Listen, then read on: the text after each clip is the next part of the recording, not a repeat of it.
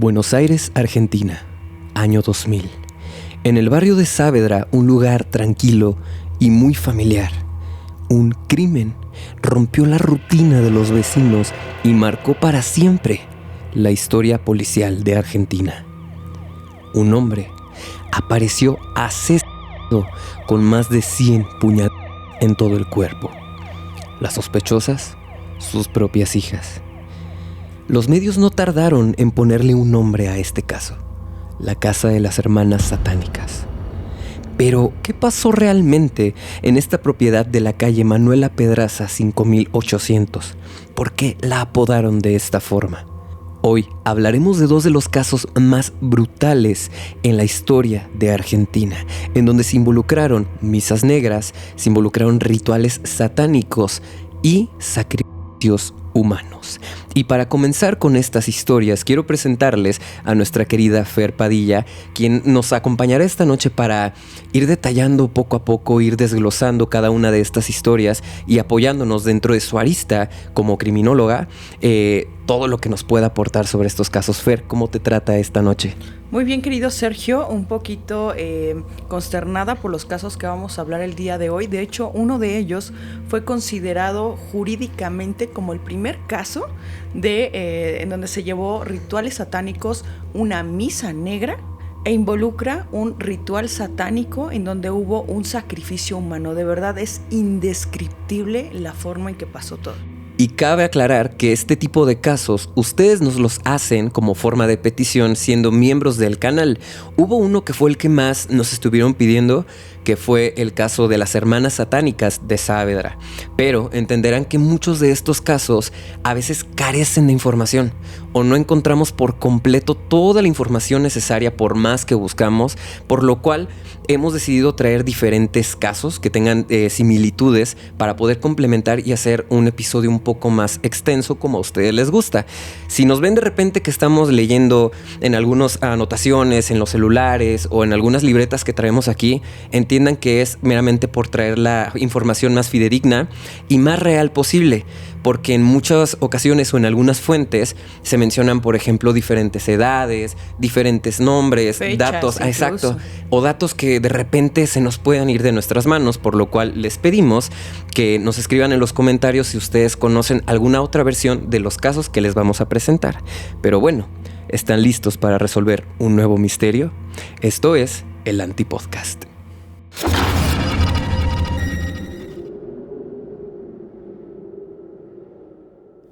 Comencemos así a hablar del caso de las hermanas satánicas de Saavedra. Esto ocurre justamente en el barrio de Saavedra.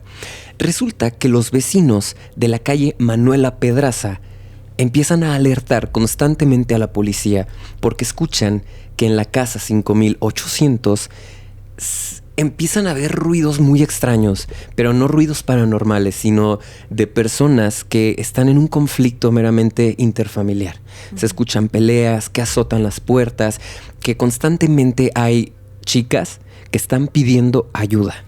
La policía lo toma como un tipo de problema menor, no hacen caso. Hasta que el 10 de marzo del año 2000, la policía decide ir a esta propiedad, puesto que los vecinos alertan de que algo grave está sucediendo. La policía, una vez que llega, ven toda una escena del crimen, pero de una forma tan brutal, Fer, porque lo que encuentran es a Juan Carlos N. básicamente sin vida. Ok. Pero de una forma que lo hace tan cruelmente, con una frialdad, porque escuchen esto, lo ataron con más de 100 veces, tanto en el rostro, en el tórax y en el cuello. Al momento de la escena se encontraban sus dos hijas de este hombre. Por un lado tenemos a Laura y a Emilia. Así aparecen algunos documentos meramente oficiales o dentro de toda la internet y toda la investigación que estuve haciendo. Pero dentro de la misma me encontré con que sus nombres reales eran Gabriela y Silvina. ¿Sabemos por qué les cambian el nombre o por qué están otros nombres? Hay dos opciones, mira. Por un lado, en aquellos años, en los 2000, Argentina era muy amarillista, con las historias que pasaban. Sobre todo con esta, digamos, mediatez del satanismo, del ocultismo, las misas negras. Estaba mucho de moda, por ejemplo, el dark metal, ¿sabes? Como que el rock muy pesado y muy, pues sí, estruendoso. Claro. Y la gente lo hacía ver muy amarillista, como que esto era meramente del diablo. Entonces, para darle más amarillismo a las historias, constantemente cambiaban los nombres para que sonara más fuerte, por así decirlo, o más intensa la historia y le dieran un peso más real o más incluso brutal, por llamarlo de alguna forma. Okay. Esta es una de las opciones. La segunda es que meramente para ese entonces ellas estaban siendo protegidas por el gobierno en lo que daban pues meramente su veredicto mientras las juzgaban, que ojo, ellas ya cumplieron su condena, por lo cual los nombres están básicamente también ya permitidos, al menos eso es lo que yo leí, y pues es por eso que encontré como todo esto oficial, ¿no? Que el nombre era Gabriela y Silvina, tanto de 29 años como de 21 para ese momento. Okay. Ellas dos eran las que estaban en la escena del crimen en ese entonces. Fueron las primeras sospechosas, puesto que ven que Gabriela, la mayor, traía en la mano cierta flujo sanguíneo que le corría.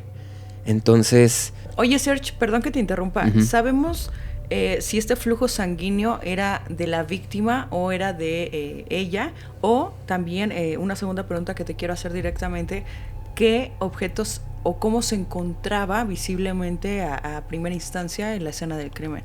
Mira, te voy a detallar acerca de la escena del crimen porque esto va a responder tu primer pregunta. Okay. Resulta que cuando los oficiales llegan a esta casa, no dudan en abrir la puerta, forzarla, porque nadie abría. Y cuando entran, ven que en la cocina se encuentra el cuerpo de este hombre con esta cantidad de p***as que te comentaba, más de 100. Sí. Al momento se encontraban sus dos hijas. Por un lado estaba la menor, de 21 años, quien se encontraba en un estado de shock, o al menos es lo que dice la policía en el reporte oficial, que estaba en un estado de shock, como si no creyera lo que estaba pasando. Y por otro lado estaba la hermana mayor, quien aparentemente y hasta este momento se creía que era la presunta culpable de este delito. A lo que los policías cuentan es que ella se encontraba en un estado más como si estuviera de liberación. Calmada. Muy calmada. Como que un peso se le quitó de encima. Pero repito, con este flujo sanguíneo que corría entre sus manos. Claro. También dentro de la escena encontraron un cuchillo de cocina con el cual presuntamente fue atacado este hombre. Ojo, hasta el momento solo era, digamos, como que algo que se presumía. No se sabía con claridad porque era lo que encontraron. Okay. Ya sabes que tienen que hacer como toda la investigación, los peritos y todo. Etcétera, claro. Pero también encontraron una serie de velas negras, por un lado, y notaron que en la casa había diferentes, ¿cómo decirlo?, banderas que tenían un símbolo muy peculiar. ¿Por toda la casa o en alguna habitación en específico? En el de la chica, la mayor. La mayor. La mayor. La que tenía el flujo sanguíneo. Exactamente, y tenía varias o muchas banderas con este hexagrama, ya sabes, la estrella de 6 picos, que era algo como que les llamó la atención en ese momento. Tendremos por ahí, perdón que te interrumpa, Serge, sí. El libro es, creo que el de símbolos o algo de magia negra, tal vez para Los secretos de la magia. A ver, ¿me lo podrías pasar, por favor? Mientras continúas, si gustas, voy revisando a ver si encuentro un poquito acerca de esto. Bueno, lo que encuentran es básicamente este hexagrama, que digo, el contexto muy rápido, antes de que Fer nos aliente o que esté buscando como la respuesta. Se creía que en aquel entonces se lo habían entregado al rey Salomón como parte de un poder para atrapar a ciertos demonios que pues estaban ahí molestando o irrumpiendo en donde vivía este supuesto rey. ¿Ya encontraste algo? Sí. Ya, justamente. A ver. Déjalo paso por acá. Ok, es el hexagrama. Es una estrella de 6 puntas que se forma entrelazando 2 triángulos equiláteros. En la ciencia hermética se conoce como el sello de Salomón. Justo. Dice la leyenda que el arcángel Rafael se le ofreció a Salomón en un anillo con el cual podría atrapar los demonios que atormentaban el edificio del templo. Hay bastante información al respecto, pero aquí lo que veo respecto al simbolismo dice el 1. El hexagrama como símbolo completo representa el 1, a menudo enfatizado mediante su inclusión en el Ouroboros, el dragón o serpiente que se muerde la cola, que representa el eterno ciclo de la naturaleza. El Duat, los dos triángulos compuestos simbolizan la unión del fuego y el agua, arriba y abajo. Y fíjate, también trae aquí información sobre el hexagrama y los planetas, pero creo que ya no, pues no aplica mucho. Fíjate, mira, aquí vi otra cosa. Dice, los 6 puntos detonan las 6 direcciones: norte, sur, este, oeste, arriba y abajo. El emparejamiento de estos define las 3 dimensiones: alma, espíritu y cuerpo, en los cuales ocurre la gran obra. Justo, y es que este libro, la verdad es que está bastante bueno, Los secretos de la magia, porque aquí habla acerca no solamente de toda esta simbología, sino también cómo puede ser aplicada desde un lado, por llamarlo de alguna forma, bueno, y un lado negativo. Yo lo he visto en distintas rituales que lo hacen con magia negra, que toman este símbolo de este hexagrama, más como esta conexión entre lo divino y lo que está en el planeta, ¿sabes? Entre, como bien dices, el cielo y la tierra. Pero lo usan de una forma más como para entregar algo que esté en vida hacia algo que está superior a nosotros, ¿sabes? Como una deidad o alguna, no sé, algún ser que esté como por encima de nosotros. A mí me parece muy inquietante saber cómo la gente puede utilizarlo tanto para un bien como para un mal. Ahora, regresando un poquito a este tema, porque no me quiero adelantar como justo en la simbología, sino más contarte más acerca de este caso, más detallado, es que una vez que pasa todo esto, los periodistas empiezan a hacer esta historia muy amarillista. Recordemos que es en la época de los años 2000, donde Argentina también estaba siendo consumida por toda esta, digamos, cultura popular, ¿no? De que si, no sé, hablamos de películas de terror que son del diablo, que si vamos a hablar de El Exorcista, que vamos a hablar sobre, no sé, Emily Rose. Que todo era del demonio, todo era satanizado, ¿no? Sí, y te repito, o sea, esta chica era muy fanática del rock pesado. Ya sabes, Marilyn Manson, etcétera, etcétera. Y siempre se le ha asociado a este tipo de personajes con algo maligno, con algo satánico. Entonces, cuando la gente o los periodistas notan que hay un hexagrama en su cuarto, lo primero que asocian es del diablo. Entonces fue algo satánico. Vamos a vender esto en todas las secciones de todos los periódicos. Y entonces empezaban con titulares como el de Saavedra, las hijas satánicas que vendieron el alma de su padre, etcétera, etcétera. O sea, era qué manera de distorsionar. Exacto, y era algo tan fuerte que la gente, fuera de todo el crimen que se cometió, lo veían más como algo morboso, como un morbo de ir incluso a la casa solo para saber si había como algo paranormal o existía incluso, no sé, el alma de este hombre que estaba ahí vagando. O sea, era más por el morbo que por otra cosa. Ok, eso fue de la parte amarillista, pero en sí las investigaciones y por parte de la ley de las investigaciones formales, ¿qué dijeron? Pues mira, hubo una cantidad de testigos que meramente eran o vecinos o gente que era allegada a Juan Carlos, ¿no? A este hombre. Y todos coincidían que era un hombre muy prepotente, que era una persona sumamente violenta y que constantemente a sus hijas las agredía tanto física como verbalmente. Por eso es que tantas veces se reportaba que en esta casa había ruidos extraños de gritos, de lamentos, de llantos, pero la policía ignoró por completo todas estas acusaciones. Las hijas nunca reportaron nada, nunca demandaron, nunca levantaron la voz, pero pues digamos que traían todo eso guardado, ¿no? Por un lado. Solamente había testigos de que existía estas agresiones de todo tipo por parte del señor. Y que no solo eran dentro de casa, sino también afuera. Por ejemplo, contaban acerca de que este hombre cada que compraba en una tienda casi llegaba aventando las cosas a quien le atendía. Le gritaba de una manera tan déspota que era como lo que decían, es que este hombre, ¿qué se cree? ¿Sabes? Sí. Por un lado. Por el otro, por ejemplo, la mamá de estas chicas, desde muy antes, vamos a decirlo, de tiempo antes, se separó de este hombre. A él lo dejó, digamos que con el mandato de sus hijas. A ella las dejó a cargo de él. Ella se desatiende, vamos a decirlo entre comillas, porque veía por ellas, pero nunca hizo nada por el cuidado de ellas. Incluso hasta la fecha, o hasta el día del juicio, ella se mantuvo de una forma anónima. Tanto es así que hasta la fecha no se sabe nada de ella, ni su paradero, ni su nombre. ¿Se supo, aunque sea, si estuvo ahí a la hora del crimen? No, ya no vivía con ellos, ya se había separado y pues solamente le llegaron con la noticia de que tenía que presentarse a juicio para levantar, pues digamos, como su testimonio. Y lo único que ella dice es que sí, que en efecto ese hombre incluso la golpeó varias veces y de una forma tan brutal que fue cuando ella decidió irse. Pero esa es su palabra, tampoco hay como... ¿Evidencia? Ajá. Sí, no, solamente fue lo que ella dijo. ¿Denuncias? Nada. Nada, fue lo único que se supo de este caso, digamos, por parte de la madre. Entonces, eso fue por un lado. Y fíjate, también aquí te traigo el perfil de estas víctimas, porque me gustaría que también tú que estás haciendo ahorita anotaciones, nos digas al final un poco desde tu lado, como asesor en criminología, ¿qué nos puedes decir sobre este y el siguiente tema también? Okay. Tenemos por un lado a Juan Carlos, que se dice que es un hombre de carácter violento, con varias denuncias por maltrato, no solo en casa, sino fuera de ella. O sea, personas externas. Exacto. Nunca vino una denuncia por parte de la propia familia. Siempre fue por gente externa. Entonces son denuncias informal. Existe denuncia formal e informal, y serían informal en este caso. Fíjate, no se ve eso, pero muchas gracias, Ser. Tenemos también que los vecinos hablaban de discusiones interfamiliares y gritos constantes dentro de la casa. Por otro lado, tenemos a las hijas, que eran jóvenes muy retraídas, con una relación de dependencia muy fuerte entre ellas dos, tanto de Gabriela como de Silvina.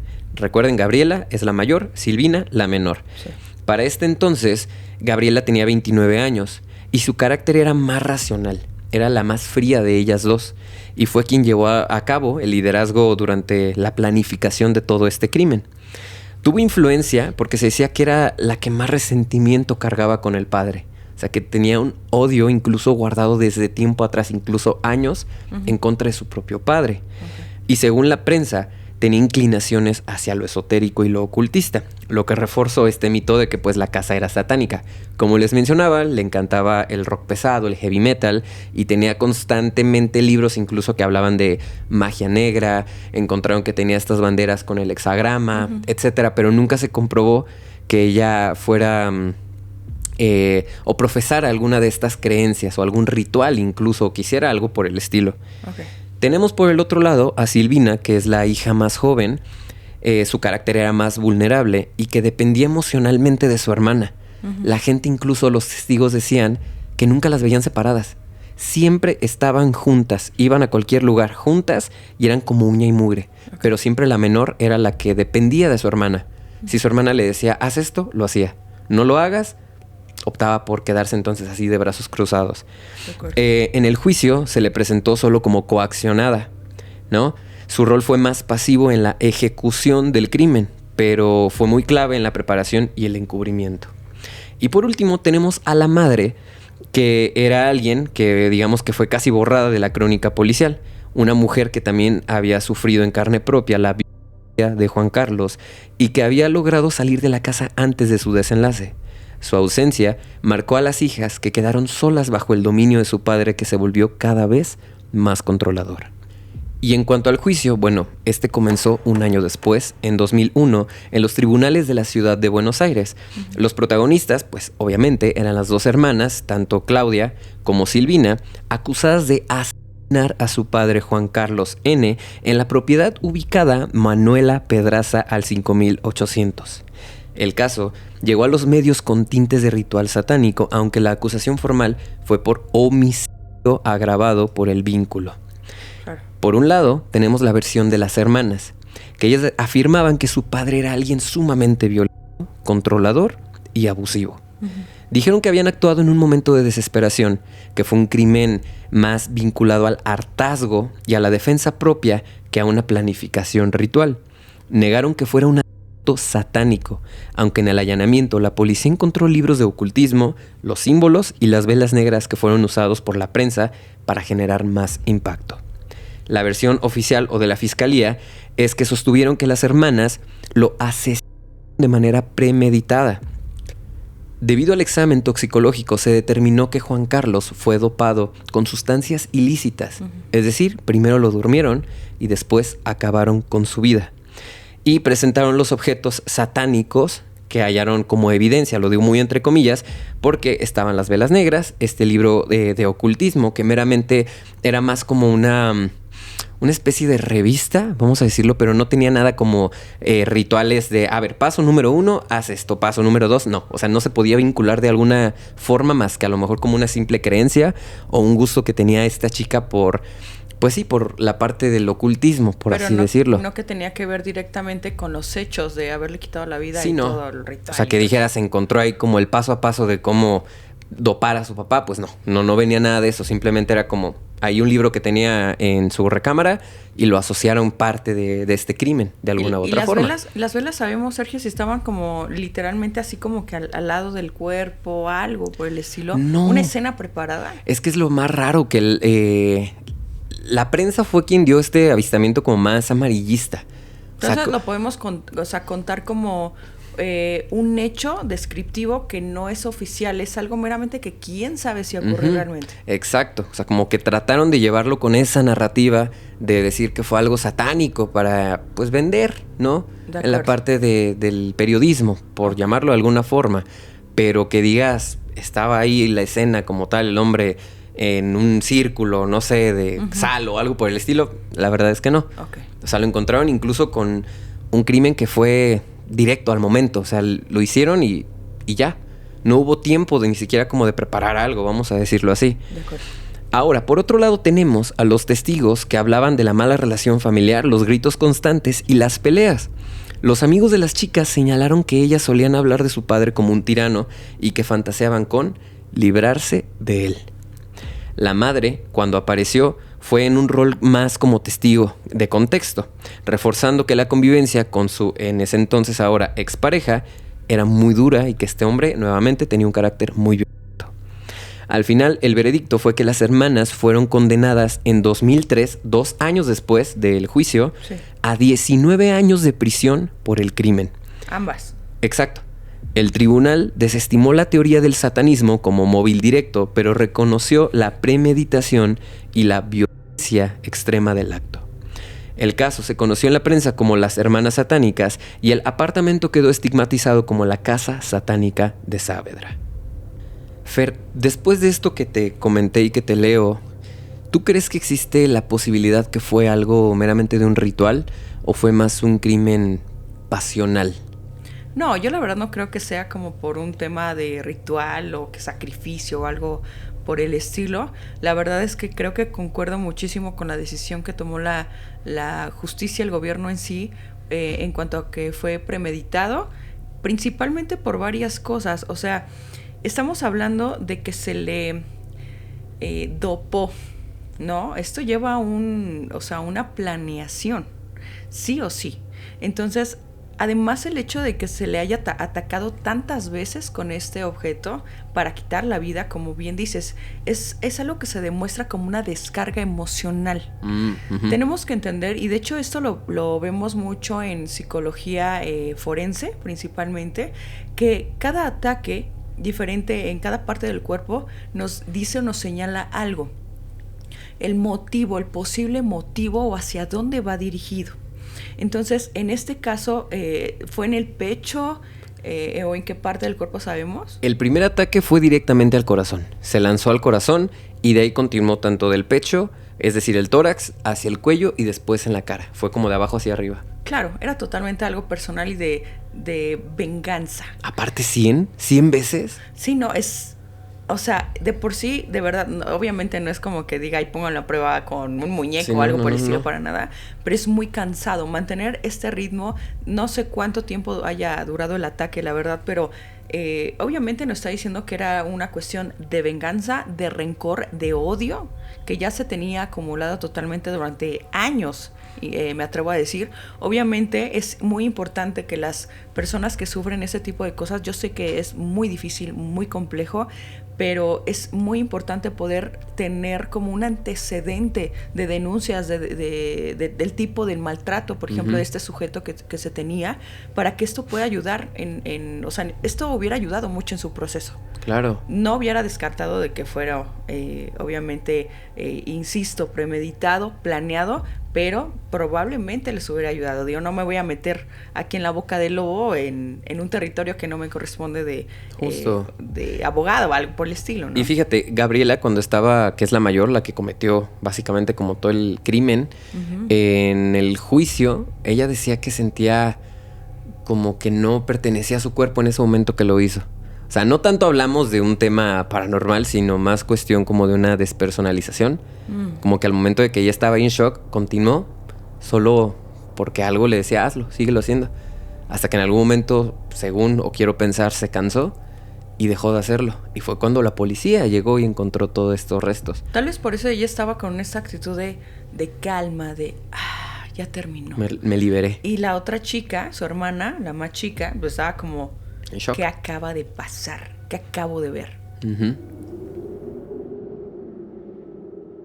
Vamos a continuar con el segundo caso de esta noche, que la verdad, insisto, a mí es uno de los casos que más me ha impactado por la forma en que fue encontrada la víctima, sobre todo por ese punto, y porque insisto también que jurídicamente fue declarado como el primer caso criminal de un sacrificio humano hecho por una secta criminal de toda Argentina. Fue el primer caso oficial. Bueno, este caso trata sobre Ramón Ignacio González, que era mejor conocido como Ramoncito. Sí. Era un niño de entre 11 y 12 años y que él vivía junto con su madre, Norma González, y con su hermanito menor, exactamente en Mercedes Corrientes, en Argentina. Una zona bastante humilde, me atrevo a decir. Él iba regularmente a la escuela, pero a veces faltaba porque por falta de dinero en casa, él se ponía a vender estampitas muy cerca de las vías del tren de la terminal de la ciudad. A él se le escribía como un pequeño inquieto que no le gustaba pasar tiempo en casa ni con su familia, o sea, no era muy apegado a ellos en realidad. También hay algo interesante que analizar, que dice que previo a los hechos, la mamá, Norma, tenía conocimiento de que el menor se había interesado o enamorado de una niña, a la cual apodaban Ramonita. Pero no se sabía bien a ciencia cierta quién era esta niña o si era una mentira para no estar en casa. También algo muy importante en el caso es que los maestros de este chico empezaron a ver que faltaba más constantemente en las mañanas de los martes y de los viernes a la escuela. Esto no era tan común, pero era muy específico. Muy específica estas faltas justamente en la mañana y de estos días. Claro. Además de esto, empezaron a notar que se empezó a volver un poco más rebelde y que ya de plano no quería pasar tiempo en lo absoluto con su familia. Resulta que el niño estaba frecuentando a personas mucho más peligrosas de lo que él pensaba en realidad, ¿no? También se le empieza a observar con ciertos signos de desnutrición porque el médico que estaba en su escuela junto con el psicólogo o la psicóloga y también la mamá presta atención y al parecer lo lleva también con unos especialistas y le confirman que sí tiene desnutrición y que aparte esos comportamientos son mucho más fuera de lo común, eran muy muy evidentes. Y también algo clave es que el niño discutía o se dirigía hacia su mamá, no como mamá, no le decía, oye mamá esto, no, era, oye Norma esto. Entonces no había como vamos a decir entre comillas, este respeto de jerarquías, porque pues ella era su mamá, pero nunca había o se dirigía de esta manera hacia ella. Vámonos a la fecha exacta en donde ocurren los hechos. Era el 6 de octubre del 2006 y Ramón sale de su casa en la mañana para ir a la escuela, pues esperaba que él regresara como todos los días después de la escuela o después de ir a vender unas estampitas, pero no se le vuelve a ver, o al menos no con vida. Su madre empieza a buscarlo entre el 6 y el 7 de octubre, pero nadie lo ha visto. En este momento ella decide que pues ya la situación es muy preocupante y va a reportarlo ante las autoridades como desaparecido. Y es el 8 de octubre cuando ocurre lo peor, lo inimaginable, Sergio. Antes de esta fecha, horas antes incluso, pasa algo muy extraño y es que la mamá nota pues tal cual una nota que deja aparentemente el niño en el comedor de su casa, en donde decía: mamá, vengo a las 12. Recordemos que el menor no se dirigía hacia su mamá como mamá o como madre, era Norma. Entonces la mamá estaba segura de que tal vez alguien más había escrito esa nota o había sido obligado Ramón para escribir y dejar esa nota en casa. Llegando nuevamente al 8 de octubre, el cuerpo del menor es encontrado muy cerca de las vías del tren donde solía vender las estampitas, en una zona baldío. Reitero que la manera en la que fue encontrado el cuerpo es brutal. De verdad, hay cosas que ni siquiera puedo mencionar aquí. Presentaba claramente signos de tortura. También le habían hecho una incisión en el cuello. Le quitaron la cabeza, literalmente arrancaron la cabeza del cuerpo. Ay. O sea, ya desde aquí es brutal, horrible. Totalmente. También había signos de abuso íntimo, laceraciones, quemaduras de cigarrillo, así como que le habían retirado partes de la piel, del cuero cabelludo, de la piel cabelluda, o grandes partes de esta zona, y también cosas horribles, como que en la parte de la cara le habían sacado los ojos, le arrancaron la nariz, la lengua y las orejas, Sergio. O sea, todas las extremidades del rostro. Todo. O sea, creo que nunca habíamos descrito algo tan bárbaro, ni siquiera en todo el canal. Ay, ¿y la policía qué hizo? ¿Qué dijo, Fer? Pues hasta el momento ellos pensaban que tal vez era un ajuste de cuentas por algún motivo, un robo fallido, o incluso que el menor estaba involucrado en tema de venta y compra de sustancias ilícitas. O sea, que estaba pertenecía dentro de un grupo criminal de este tipo. Sin embargo, bueno, la autopsia, que también creo que es clave, los peritos junto con un importante antropólogo de nombre José Miseli aportan algo muy interesante que podría decirnos y confirmarnos que en efecto se trató de un ritual satánico el que estuvo pues parte, ¿no?, rodeando este caso. Uh-huh. No sé si me puedas ayudar con la lectura, Sergio. Claro. Es el de la autopsia, por favor. Ok, dice autopsia. Marcas en el cuerpo del menor que indicaban un asesinato o ritual. Indicios que vinculaban el crimen con un rito satánico o de magia negra. Todos los daños en el cuerpo no fueron provocados por algún animal. Se le extrajo sangre, se le quitó piel, cuero cabelludo y varias vértebras. Las quemaduras de cigarrillo se localizaban en la mano y pierna izquierda, así como un corte profundo en el glúteo izquierdo. Se le cortó el cuello cuando aún estaba con vida, iniciando con el lado izquierdo hacia la derecha, lo cual indicaba que era alguien diestro. Probablemente. Y dice histopatología, se observaron signos de asfixia por compresión, seguidos de broncoaspiración. Ay, no, manches, Fer. Sí, o sea, imagínate cómo estuvo la situación, pero todo esto que nos acabas de leer, si quieres quédatelo para ahorita pedirte apoyo en otra lectura, de favor. Pero bueno, lo que nos acabas de compartir o de leer nos indica que muy probablemente, obviamente, él perdió la conciencia al ser asfixiado y en algún momento determinado él perdió la vida por aspirar fluidos. También esto nos revela que al momento de que le separaron la cabeza del cuerpo, él seguía con vida. Estamos hablando de un sufrimiento inimaginable, Sergio. Y también mencionaba yo hace un momento a ese famosísimo antropólogo, o muy importante en el caso, porque él indica o identifica estigmas en las manos. También fracturas intencionadas totalmente de fracturas, así como esta prolongación de tortura al menor. Esto nos habla totalmente del ensañamiento que había hacia él totalmente, ¿no? Poco tiempo después, por parte de la policía, al estar investigando y moviendo las pistas y todo lo que había, que realmente no había tanto, pero identifican, insisto, esta secta criminal que utilizaba técnicas de persuasión coercitiva. Esto en los niños. Pues esta manipulación que había, que ahorita voy a hablarles un poquito más de ese trabajo que se hace justamente por experiencia propia incluso. Ahorita voy para allá. Y bueno, ¿qué se sabe de esta secta? El nombre como tal no fue publicado, o sea, no se sabe, es anónimo el nombre, pero sí se supo que llevaban a cabo misas negras con una mezcla de creencias guaraníes, también africanas, pero la base principal era el satanismo o la magia negra europea. También este grupo estaba involucrado en temas de, ¿cómo lo digo? Perdón por tanta censura, de verdad, pero es imposible evitarlo. Así como venta y compra de sustancias ilícitas, lo que les permitía obtener los recursos para seguir operando, ¿no? Entonces, básicamente, pues se dedicaban también a esto. Utilizaban a los menores para estas cosas que les acabo de mencionar. Y bueno, en sí toda la investigación judicial, el proceso del juicio y todo duró alrededor de 8 años.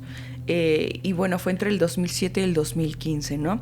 Fueron más de 10 personas las que fueron investigadas y que estuvieron de alguna manera involucradas en el caso, pero fueron 9 de ellas los que fueron condenadas y condenados a prisión perpetua. No sé si nos quieras ayudar ahora sí con la lista de estas personas asquerosas. Ok, tenemos por un lado a Patricia Mabel López. Fue una de las principales figuras del caso. Estuvo prófuga desde 2012 y fue capturada en González Catán. En 2021 se confirmó su condena perpetua.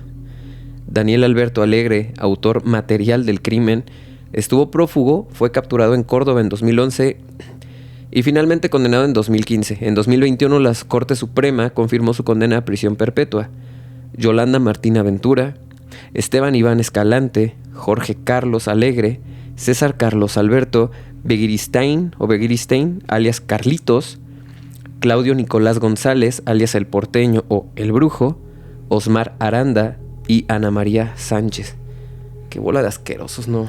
Totalmente, Sergio. Algo también importantísimo en este caso como tal es que hubo una niña que fue clave en la investigación porque ella estaba dentro de este grupo. No se sabe si formaba como parte o más bien la obligaron como a pertenecer, incluso a venderla como tal, pues sabemos a qué me refiero, ¿no? Porquerías. Claro, exacto. Entonces ella logra escapar de este grupo y es así que le da como informe a la policía y gracias a ella se pudo saber qué tanto pasaba dentro de esta secta, de este grupo criminal y fue un testigo clave. Obviamente recibió amenazas, ¿no? Estuvo aislada y pues hasta el día de hoy, insisto, es una testigo protegida. No se sabe ni aunque supiéramos su identidad, ni la diríamos, claro, porque obviamente estamos hablando no nada más de que fueron estas 9 personas. Detrás hay un mundo. De hecho, obviamente sabemos, y creo que ya lo hemos dicho aquí en varias ocasiones, el tema de trata es uno de los temas, o el tema, me atrevo a decir, más recurrente, conflictivo y grande a nivel mundial. Es una red que es interminable porque millones de personas están involucradas, ¿no? De hecho, les iba a contar que también hubo una psiquiatra infantil que asistió durante el juicio y ella hablaba justamente del condicionamiento conductual, mejor conocido coloquialmente como el lavado de cerebro, ¿no? Uh-huh. Donde hay un trabajo de manipulación, de chantaje y demás. Hace un momento yo les contaba de esta experiencia propia. Si no mal recuerdo, Serge, lo dije o lo mencioné en el primer episodio que yo salí aquí en el Antipodcast, que yo estuve como involucrada justamente en una secta y demás. Y yo no sé, yo siento que obviamente me comprometí a hablar de esto, porque lo mencioné, se los conté, no a profundidad, pero lo había prometido. Sin embargo, cuando dije eso en ese primer episodio donde yo aparecí, yo estaba en un edificio, en una ventana, me gusta estar del lado de las ventanas, y en cierto momento algo me llamó la atención. Yo volteo del lado derecho y había un tipo, un sujeto, que luego lo identifiqué que pertenecía a cierto grupo, exactamente a cierta secta, a la cual pues yo estuve ahí investigando y demás. Y estaba ahí parado. Entonces yo lo vi viéndome fijamente. ¿No te hizo nada? ¿No hizo nada? No, únicamente estaba ahí parado. Pero fueron alrededor de 2 horas que estuvo ahí parado sin moverse. O sea, no obviamente sin moverse así, se recargaba, pero no me quitaba la mirada. Yo lo tomé como una advertencia. Por eso no volví a hablar del tema. Y ahí lo dejé, ¿no? Por la paz. Pero es muy cierto, o sea, tal vez no puedo hablar incluso por mi seguridad, por nuestra seguridad. Justo. ¿Qué pasó dentro de todo esto? Pero es cierto que hay todo un tema de manipulación, donde te hacen creer que tu familia te hace daño, que ellos son tu familia, que tienes que pertenecer a ellos. Y si no, o sea, en algún punto tú dices, algo no está bien dentro de este grupo. Entonces, a la hora que tú quieres salirte, o ya no quieres estar ahí simplemente, y hay amenazas. ¿Qué haces? Pues estás entre la espada y la pared, ¿no? Entonces, se los cuento por experiencia propia, insisto, pero me parece muy oportuno tal vez decirlo en este caso, El ¿no? por qué incluso no vas a hablar sobre tu propia experiencia también, por cuestión incluso no solo de privacidad, sino, como bien mencionas, de tu seguridad. Claro, y es que es muy cierto que también existe una ruptura relacional creciente en tu entorno familiar. O sea, te vas alejando de tu familia, de los que te podrían aconsejar o cuidarte.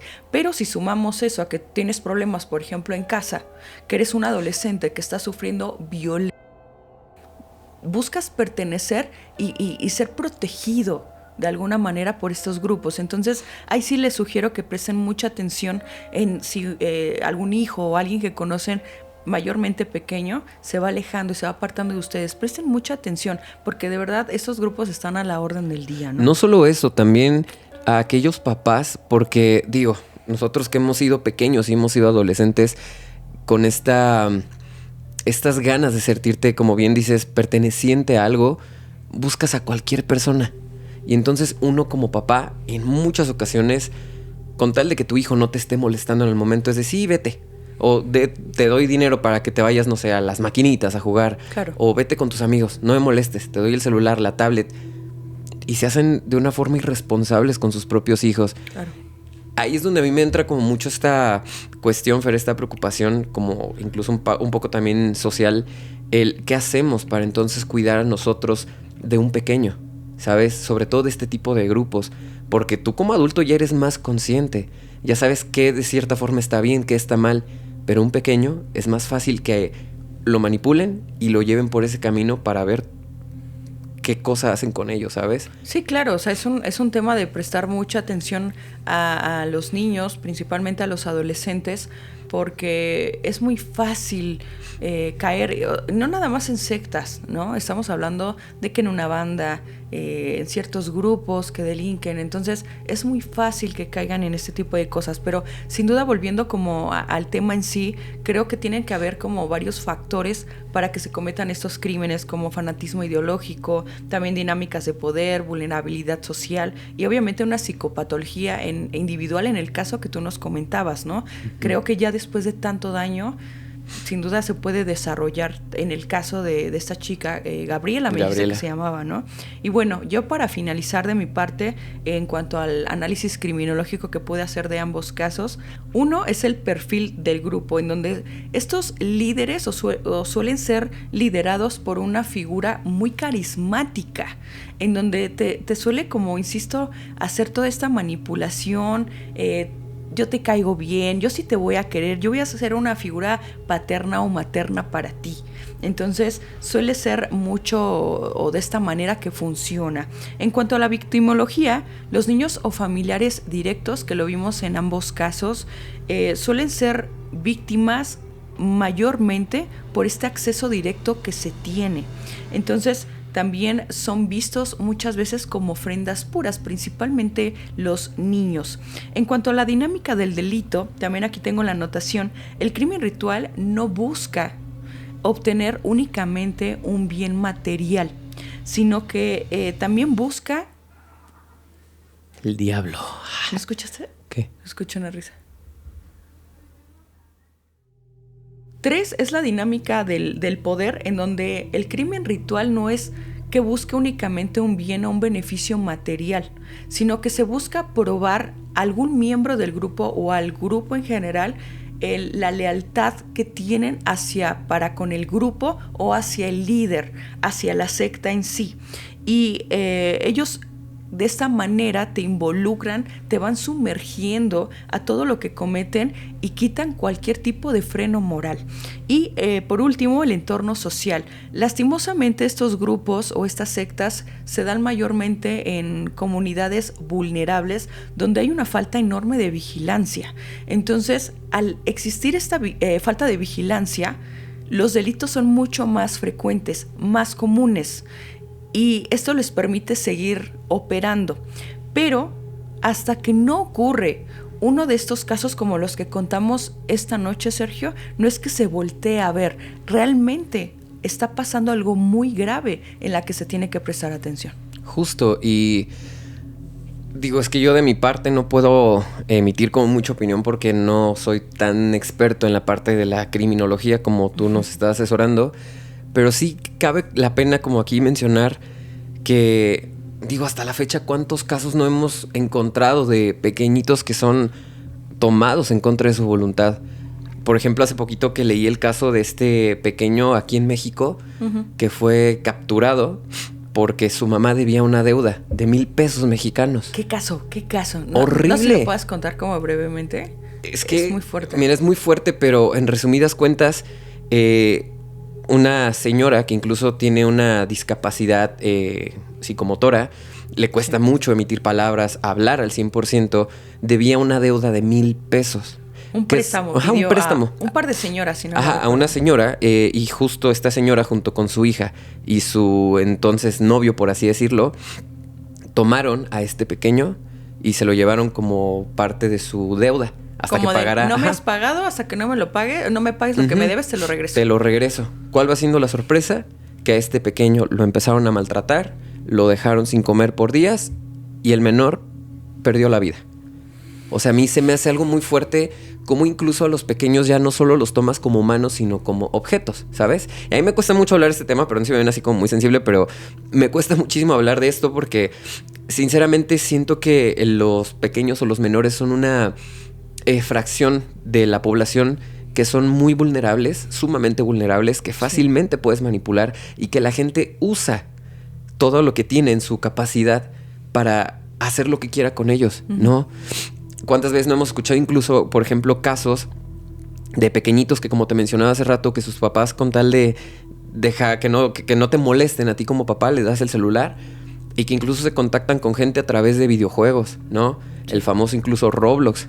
¿Cuántos casos no hemos escuchado de pequeñitos donde gente adulta llega a sus casas, tocan la puerta que porque, soy tu amiguito tal usuario, vengo a jugar contigo? ¿Perdón? O sea, la responsabilidad también de los papás de saber qué están haciendo sus hijos en su celular. Los casos, por ejemplo, de este otro pequeñito Toño, que creo que pasó este año aquí en México, que también quería jugar, por ejemplo, videojuegos con el vecino que tenía enfrente. Sí. Y en un ataque brutal, el adolescente, porque era un adolescente el que le quitó la vida, tal cual, lo asfixia, le quita la vida solo porque perdió en una partida de videojuegos. O en Brasil, otro chico que se escapa de su casa para ir a jugar con un desconocido que encontró ahí en internet. Y la escena, Fer, fue tan brutal porque este hombre, era un hombre, cuando este pequeño entra a su departamento, le pone una bolsa, le quita la vida y después empieza a cortarlo. Y lo deja ahí en una bolsa, amarrada. Obviamente las autoridades, después de que huelen este hedor tan putrefacto, que entran al departamento y ven a este pequeño, pues ya dan aviso, empiezan a hacer como todo el recuento. Esto ocurrió, si no mal recuerdo, en Brasil y es un caso muy popular. Entonces, a mí aquí lo que me queda muy fuerte o muy impactante es dónde queda la responsabilidad de papás, claro, de gente adulta. Decir, ¿dónde están mis hijos? ¿Qué están haciendo? ¿Qué voy a hacer para cuidarlos, para protegerlos de todo este tipo de... No voy a decir palabras malas, pero toda esta gente mala, ¿no? Hace poquito leía que la UNICEF, por ejemplo, lanzó una estadística acerca de cómo escuchen esto, más de 16 pequeños alrededor de toda Latinoamérica carecen o de alguna crisis meramente económica, pero la mayoría sufren de abuso íntimo, físico o psicológico. Entonces, nuevamente aquí reitero, los pequeños son los más vulnerables y nosotros como adultos, que tenemos la responsabilidad también de poderles enseñar y a mejorar incluso el mundo, ¿qué estamos haciendo ahí?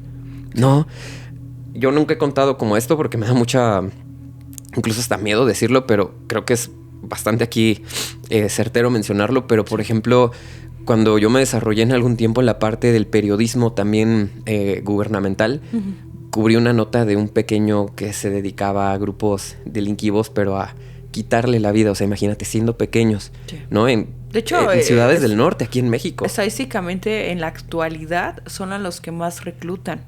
O sea, son infantes, niños, los que jalan porque los mandan a vigilar como la espías. Zona, como espías justamente, y son los que son arriesgados porque a eso van, o sea, les quitan la vida de formas increíblemente asquerosas. Sí, y aparte los mandan justo porque digamos que la gente les tiene más empatía. Y entonces a ti como, digamos, como mi contrincante, pues es más difícil que tú veas a un pequeño y le quites la vida a un adulto que pues dices ya vivió lo que tenía que vivir. Ya la verdad les vale gorro la edad que tengas si son bebés, o sea, les vale madres. Justo, y es que aquí es también como otra invitación que yo hago abiertamente también a la gente porque justo también otra estadística que se lanzó aquí en México desde mayo del año pasado al mayo de este año fue un incremento de 72% de secuelas en menores de 10 a 17 años, Fer. Sí.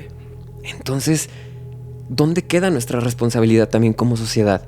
Como padres, como gente humana, decir, vamos a cuidar a los más vulnerables, ¿sabes? Es que, ¿sabes qué? Dentro del mundo de la criminología, incluso en algún momento me lo dijo algún profesor, que dijo que el ser humano peca de pensar que a uno no le va a pasar cierta situación o que está la situación mucho más alejada de lo que pensamos, pero es que la verdad es que no, o sea, precisamente por eso no prevenimos, porque eso busca también el estudio de la criminología, prevenir, por supuesto, pero es el más grande error que tenemos, pensar que a nosotros no nos va a pasar y voltear, o sea, hacer como que no pasa nada y normalizar la violencia que pasa día con día. Sí, incluso también cuántas veces no hemos escuchado que nuestros propios vecinos maltratan a sus propios hijos y nos hacemos de la boca chiquita porque ay, no nos vayamos a meter en problemas.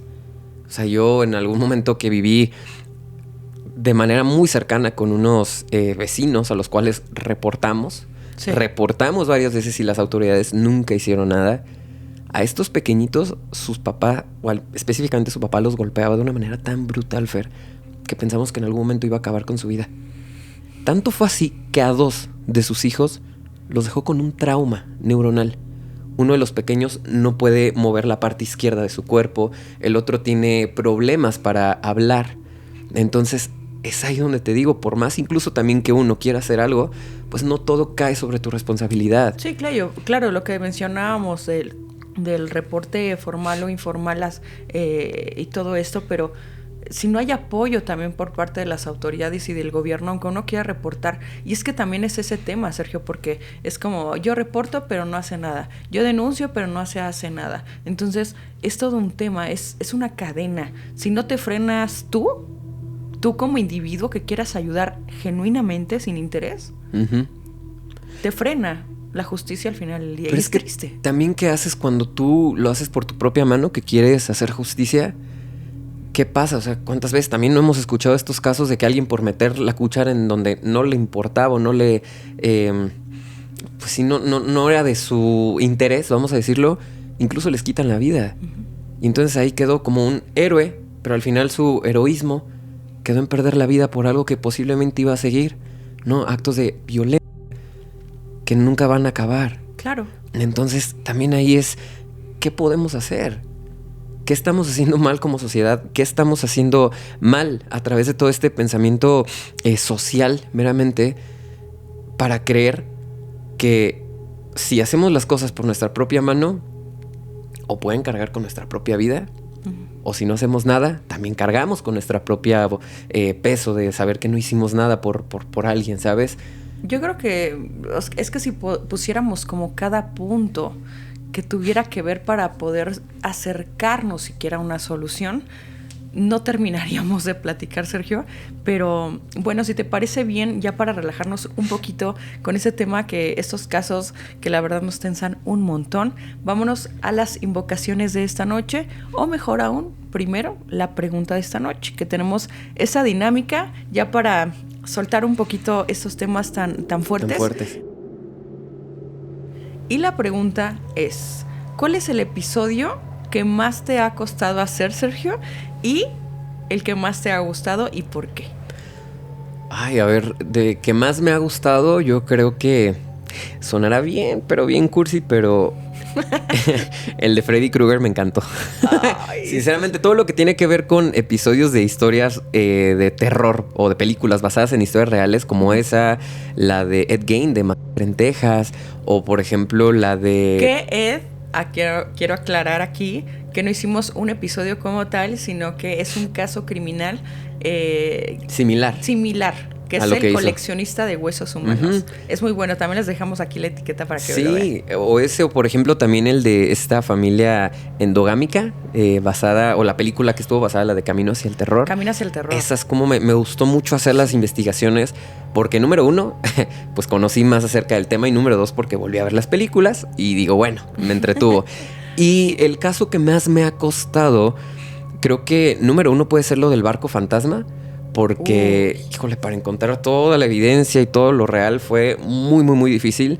Y este tipo de casos, por ejemplo, el que hoy contamos... Ese caso, perdón que te interrumpa, ajá, es el que había una caja en el barco. Una caja negra, y sí, que se escuchaba el como de pidiendo ayuda. Sí, que estaban así como, es que se los están llevando. Vayan a ver el episodio, es increíble, la verdad. Sí, básicamente, para no quemarles mucho, el episodio es de un barco en el cual había tripulantes, había gente a bordo, y que unas horas después, unos días después, dejan de contactarse con el muelle o a donde tenían que llegar, y cuando los van a buscar, lo único que encuentran es la ropa de la gente. Es como si se hubieran desvanecido, si algo los hubiese desaparecido. Sí. Y encuentran una caja negra, y en esta caja emiten un sonido que es básicamente pidiendo ayuda, porque unas luces en el cielo se los estaban llevando, ¿no? Sí, insisto, vayan a ver el caso. Muy bueno, favor. Ese se me hizo muy difícil. Y también te repito, casos como el que hoy mencionamos, que tienen que ver con menores, a mí me cuesta mucho hablarlos, porque pese a que soy fuerte para unas cosas, hablar de pequeñitos a mí sí me cuesta mucho. Entonces, hoy se anduve medio sensible, perdónenme, pero sí me cuesta mucho. ¿Y a ti? Yo creo que el que más me ha gustado, ¿cuál será? Es que tengo varios. El de hadas me gustó. Estaba muy bonito. Me gustó. Obviamente los de casos criminales me gustan mucho, pero no dejan de ser duros. O sea, no dejan de... no sé, siento que cuando estudias esto, como que te das cuenta de muchas cosas más. O sea, si ya es evidente todo lo que pasa en el mundo... No. Al investigar los casos, al estar dentro de, involucrada en muchos otros, les juro que quedas aterrorizado. O sea, se los juro. En general podría decir eso, o sea, no tengo como uno muy, muy, muy específico. En general los casos criminales y el de hadas, yo creo. De los que más me ha gustado... No, los que más me han costado hacer. Y el que más me ha gustado es el de las hermanas Fox. Y ese estaba muy bueno. Me gustó ese episodio, que sobre todo por el todavía final. Te acuerdas del poema, ¿no? Que venía ahí. Me lo aprendí. ¿Te acuerdas? A ver, danos unas primeras líneas, nada más. A ver si es cierto que te acuerdas. Hace 2 años que falleció mi tía Ana.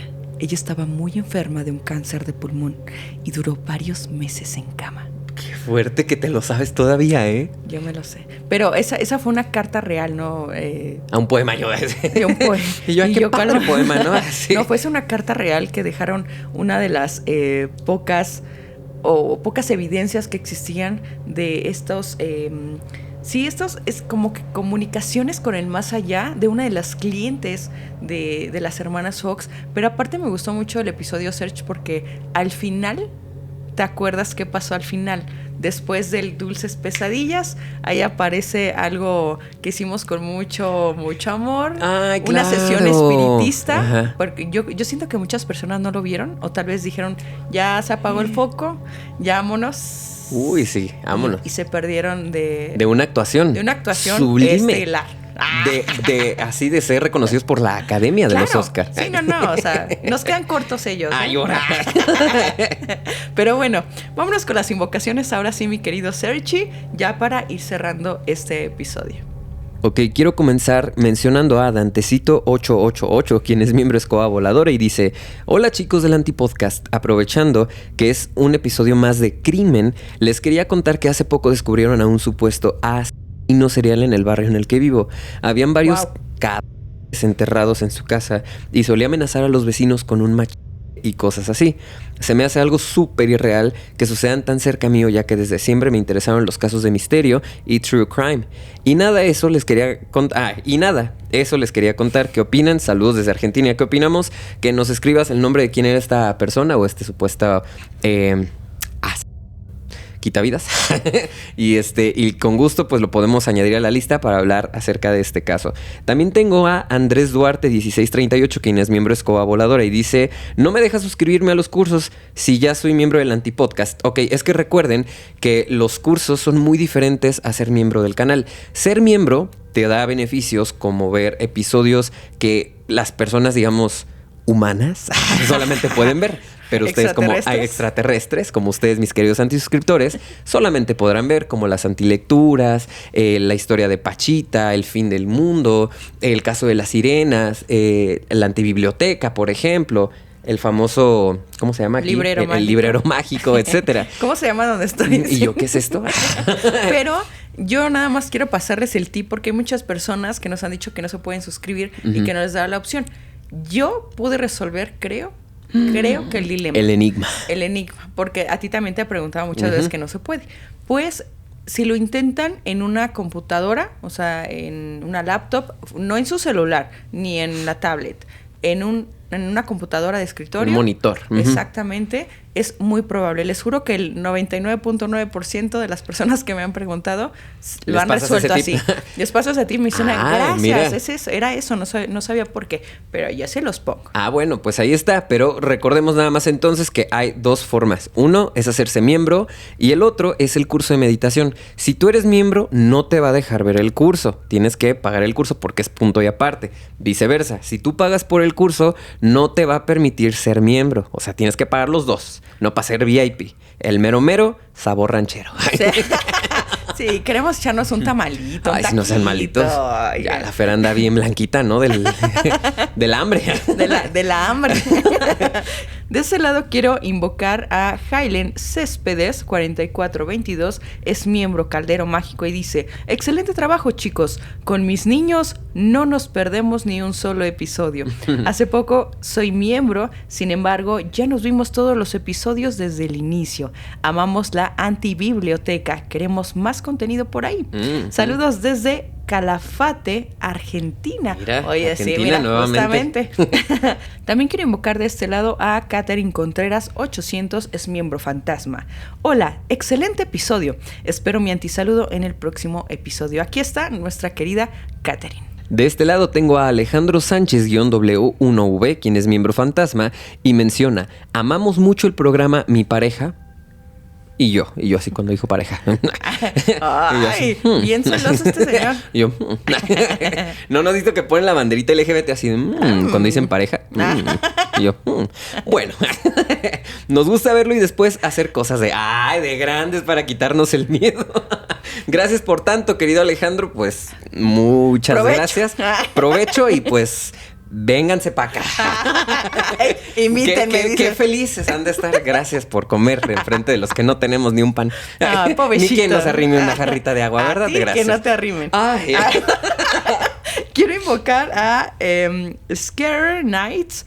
Es 666. Nos deja una muy linda propina. Muchísimas gracias. Y dice: también es Escoba Voladora. Mira. Excelente capítulo, me gusta mucho su canal. Les dejo un comentario un poco más largo en la sección de comentarios. Espero puedan leerlo, gracias. Vamos a leerlo con mucho gusto. No lo encontramos claro ahorita, pero te prometemos que en un siguiente capítulo lo vamos a hacer, querida Scare Night. De este lado tengo a Charlotte8713, quien es miembro Escoba, y dice: el ex esposo de mi tía tenía familiares que se casaron entre primos hermanos por conservar el apellido y desarrollaron una enfermedad degenerativa que les hacía perder las extremidades en la edad adulta. Pude conocer a los dos últimos sobrevivientes y al final terminaron sin piernas. Terrible. Wow. Excelente episodio, gracias por las risas también. Qué mal el ex esposo. Sí, esto refiriéndose al episodio justo que mencionábamos de la verdadera historia detrás del camino hacia el terror, donde pues una familia endogámica básicamente le quitaba la vida a la gente que iba pasando. A más de 1,000 personas les quitaron la vida y con esas alimentaban tanto a sus hijos, nietos, bisnietos y conforme se fuera dando toda la familia. Entonces está muy bueno el episodio, repetimos, para que lo vayan a ver. Y por último, de este lado, yo quiero mencionarte a Jordi Bratz, quien es miembro de Escoba, que dice: hola, quisiera mis saludos, sigo el canal desde hace un rato y me gustaría que hablaran del caso del exorcismo de Anna Eklund, el cual ha sido uno de los más documentados. Te prometemos que ese es uno de los siguientes episodios, querido Jordi. Aquí está tu saludo, gracias por tanto cariño. Yo quiero invocar por último a N. Damahar. Es miembro caldero. A veces se me olvida que los puedo ver el sábado. La costumbre de ser pobre. Ay. ¿Qué? Pero mañana vuelvo a ver el episodio de Para Miembros. Para ayudar a la monetización. Gracias. No olviden mi saludo para el 31 de octubre, ¿eh? Es mi cumpleaños ese día. ¿Cuál le cantamos, Sergio? This is Halloween, Halloween. No, este señor. Because this is Thriller. Es que Halloween, ¿no? Algo de Halloween de terror. Bueno, está bien. O la de ¿qué monstruos son? Ghostbusters. Ay, ese es el sapito, ¿no? Bueno, no, pues ya un nos feliz vamos. cumpleaños. Bueno, ¿Te parece bien? Vamos para el feliz cumpleaños para nuestra querida N. Damar. 31 de octubre, guárdalo para esa época.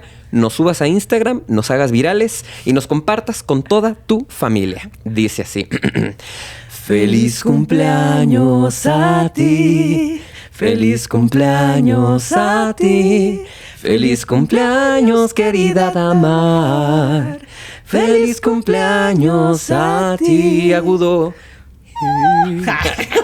Y todos así.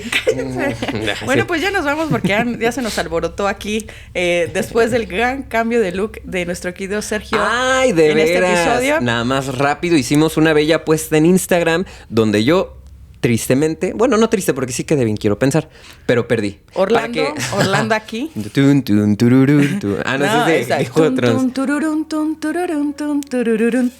Llorón por todos lados. No, perdí una apuesta. Entonces, por si quieren seguirnos en redes sociales a la Feria Mi, constantemente ahí estamos haciendo retos, cosas muy divertidas. Echamos relajito un poquito fuera también del terror para que nos vayan a dar mucho, pero mucho amor. Y bueno, fue así como terminamos este episodio.